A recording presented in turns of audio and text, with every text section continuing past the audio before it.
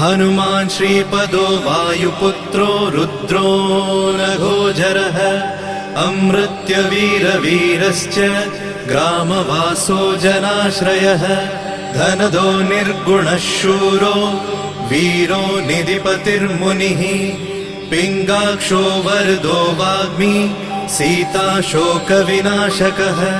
शिवः शर्वत्परो व्यक्तो व्यक्तो धराधरः पिङ्गकेशः पिङ्गरोमा श्रुतिगम्यः सनातनः अनादिर्भगवान् देवो विश्वहेतुर्जनाश्रयः आरोग्यकर्ता विश्वेशो